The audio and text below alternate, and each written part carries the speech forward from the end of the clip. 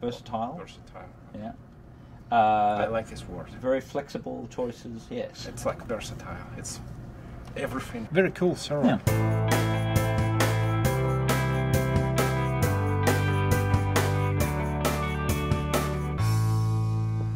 Hello again, my name is David Watts and I'm here with Ilya Krutov. Hi. And we are going to talk today about the new IBM System X, the 3650 M5. These are brand new servers we just announced, and as you can see we've got here today 3 different variations, but they're all essentially the same system. These are a 2U rack mount system with the latest Intel processors. So Ilya, these are the follow-ons to our current 3650 M4, M4 HD and M4 BD. How have we managed to do that? Yeah, that's right. x3650 is a versatile system, and the primary reason for that is because it has very flexible storage options. And as you know, there is no one size fits all, and that's not the case with 3650 M5.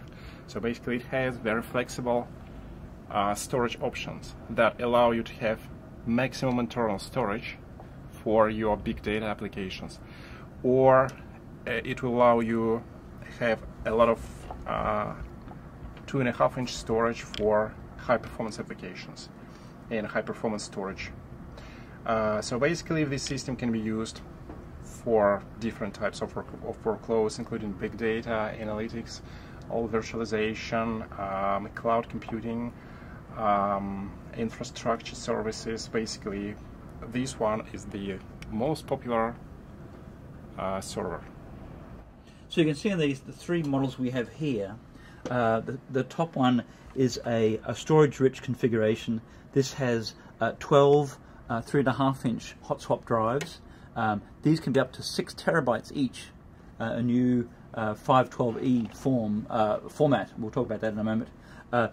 This unit in the middle is again 3.5-inch drive bays, but it also allows for an optional optical disk drive, DVD-ROM or multi-burner, and a new LCD panel, light path panel that we're offering in this machine. And then at the bottom is a configuration that has this particular one has 2.5-inch drive bays. It has 8 of them, but this variation can be expanded from 8 2.5-inch bays to 16 all the way to 24 bays at the front. There are also drive bays at the rear of the server. We'll get to those in a moment. But you can see here is just 3 examples of several different configurations of storage drive capacities and form factors. You can see this one here has the LCD panel, whereas this one it's got just a blank bezel. So which means, like, for this machine the LCD panel is standard, and for this machine it is optional. Yes, yes. And also simple swap 2.5-inch and 3.5-inch drive models are available. Yep. You can see also on the front while we're here 2 USB 2.0 connectors and then a USB 3. These storage-rich configurations, this one at the top here, has just 2 USB connectors at the front. They all have a VGA video port at the front for ease of access. If you're in a data center environment, that's usually very convenient. So that's the front of the machine. Let's go around and have a look at the back, shall we? Sure, absolutely. All right, so here we are at the back of the machines, and you can see that the choices are drives or adapters or combinations. So as well as the 12 3.5s or the 24 2.5s at the front, this server also allows you to have 1 or 2 3.5-inch drives, or 1 or 2 2.5-inch drives, or even for some configurations both. So what did we work out was the maximum capacity for this machine? I think 84 terabytes? More than 86 terabytes. 86, yeah, so some monstrous number. Remember, these are 6 terabyte 3.5-inch drives. Right. So there's an awful lot of capacity in this machine. Now, these other machines, the 2 bottom ones, instead of the drive cages, are PCIe slots. So there are 1, 2, 3 PCIe slots here. There are 2 vertical PCIe slots in the middle, and there is space on here if you don't have the 3.5-inch bays at the back. There is space for 3 more slots here. You can see the space for those. So basically for a total number of 8 slots, right? Right, eight rear-facing slots. There is also an additional 9th slot internally for a radio controller. We'll look at that in a second. What are the other ports we've got along here? Yeah, so here we have management port, dedicated management port, VGA port, 2 USB 3.0 ports, also 4 1 gigabit Ethernet ports, and you missed your 2 USB 2s here. Yeah, 2 USB 2s here. Yep. I didn't see it. Yep. And up to 2 hot swap power supplies. So what are these power supplies? Yeah, there are 4 variations that you can get in this machine. These ones are the 750 watt power supplies. There's also a 550 and a 900 watt power supply, and all 3 of those are 80 plus platinum energy efficient power supplies. And there is actually a 4th power supply, which is a 750 watt titanium, and 80 plus titanium, which is even higher grade of energy efficiency that's available for this system. So with 4 power supply choices, quite a flexible configuration that's available there. So let's open up the machines and have a look inside. So what we have here underneath this air baffle, let me remove this, the big reveal. So we have space for 2 processors. You can see this one has 1 processor installed, and there's space for another. This is a pre-production model, by the way, so the systems that will be shipped may look a little bit different, but the fundamentals are all the same. 24 DIMM sockets. What's the processor memory configuration, Ilya? First of all, the x3650M5 uses Intel Xeon processor E5-2600V3 product family. This is the next generation Intel Xeon processor family, and it features up to 18 cores, up to 45 megabytes of last level cache, and it also supports DDR4 memory with up to 2133 megahertz memory speed. So DDR4 features lower power consumption, therefore better power efficiency, higher speed up to 2133 megahertz, and faster access time, so lower latency. So basically more power efficient and high performing.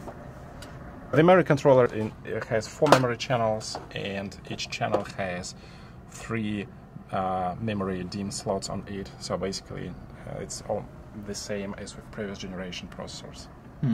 So you can see this particular machine here has 1 memory DIMM installed. This is, I think, that's either an 8 or a 16 gig DIMM. But each of the white DIMM slots is just to make it visually clear which is the first memory DIMM that you should install for each of the memory channels in the system. Each processor connects to 12 DIMM slots, so 12 and 12, total of 24. You can see there's a little label here that reminds you that these ones are not used until the second processor is installed.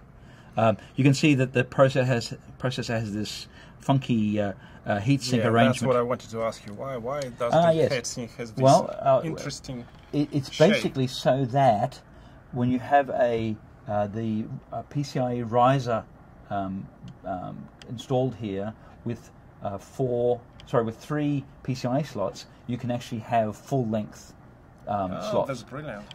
This machine, if you order the machine through CTO, through the factory, you can actually have it with GPUs, NVIDIA GPUs and Intel coprocessors, Intel Xeon Phi coprocessors, and those are full-length double-wide adapters, and they are supported in this system, and that's why we have this weird-looking heatsink that seems to not quite work. But yes, our thermal engineers have figured out what they need to do to cool the system. Okay. And what's the maximum maximum amount of memory supported by this system? Well, so the machine supports RDIMMs and LRDIMMs. I believe the plan of record to support 64 gig LRDIMMs. So with a full complement of those, that's up to 1.5 terabytes of RAM. Yeah, huge amount of That's a memory. lot of memory, that's for sure, yes. So that's the processor and memory. In front of that, the hot swap fans. When you have just one processor, then you get 4 hot swap fans standard. When you buy the second CPU, then you get the additional 2 fans, for a total of 6 hot swap fans, and that provides cooling through to the front. The processors and memory are aligned with the fans so that they all get very consistent cooling front to back.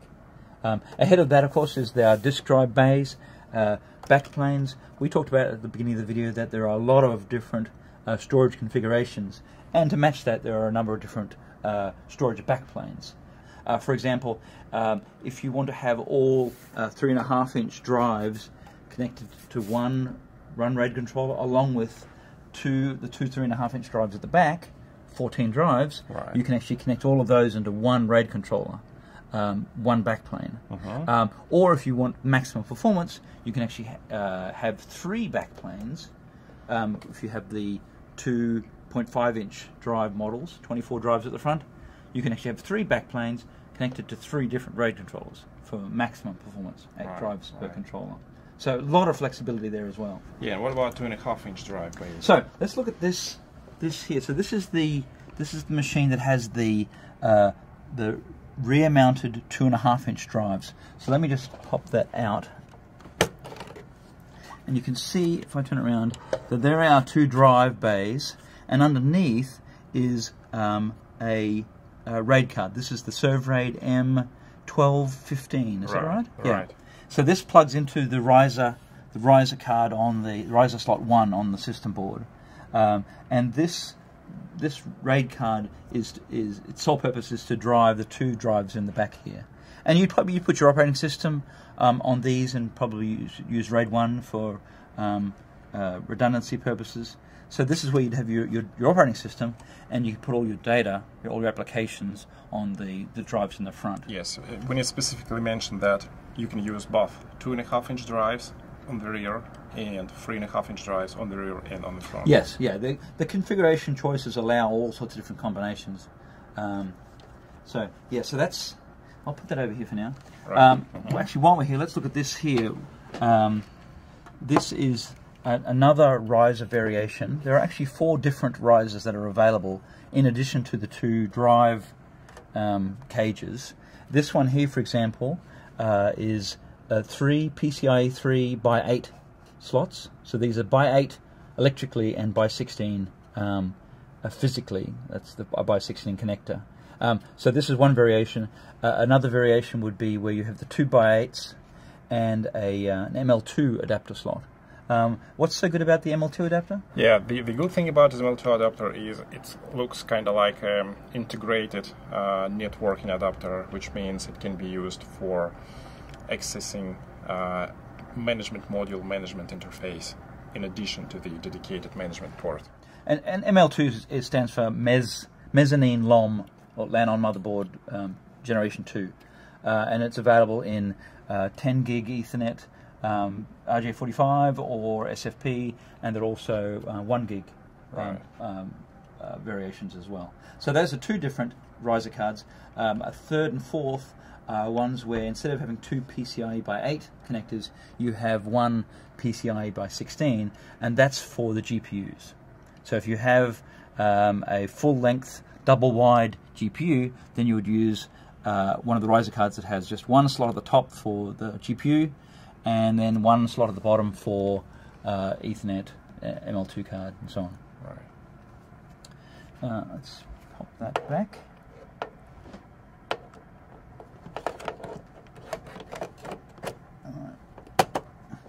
Okay, so that's the PCIe riser card cage. Let me pull this unit out. So this is the 3.5-inch drive cage. Doesn't need a RAID card. doesn't have a card attached to it. So here's the connector here that connects the SAS interface of the drives, and that would go to one of the RAID controllers installed in the system. Right. This has a riser connector. It's not used as PCI in this instance. It's more for power and signaling. So let's before I yeah. put it back. So what about this one? What's this? Oh yes, okay. Let's put that over there for me. So this is a special dedicated slot just for a RAID controller. This one is the ServRAID 5210. Right. Supports 12 RAID gig controller. 12 gig controller. Yes, that's a good point. Actually, we forgot to mention that before. Yes, that's what I thought. The whole disk subsystem in this machine is the new 12 gig SAS and SATA connections. 6 gig. Not anymore. This is 12 gig end to end. Yeah, of course it supports 6 gigabit SAS drives as well, but the infrastructure is designed for 12 gigabit. Yeah. So this adapter is effectively our 9th slot, because we have the up to 8 slots at the back, and this special slot here just for the RAID controller. And you can see this one here, the two SAS ports are connected through to the backplane at the front. This card supports onboard cache, and there are 1 gig, 2 gig, and 4 gig choices. There is also support for the flashback cache. Right. And in fact, if I show you the air baffle for the process, you can see that there are the spaces for the supercapacitors here, so that they get the maximum air cooling. For the simple swap hard drive configurations, we offer 2 SATA ports, and these are routed through to the front then, just for simple swap configurations. Yeah, so you can have very basic entry-level GBOD model. Looking further down towards the back of the machine, our traditional USB port for an embedded hypervisor, VMware ESX, vSphere supported. This connector here is also an indicator of something that's going to be new. I don't have one of the units to show you. This is a connector for an SD card, a dual SD card connector. So you'll better use 2 SD cards and have VMware installed on those. Those will be bootable devices again. Right. The component that plugs here and screws into this socket here has a built-in RAID capability, RAID 1, so that the 2 SD cards will back each other up to provide an additional level of redundancy. So you would use this device instead of the USB port for VMware. These are this is the cage for the power supplies.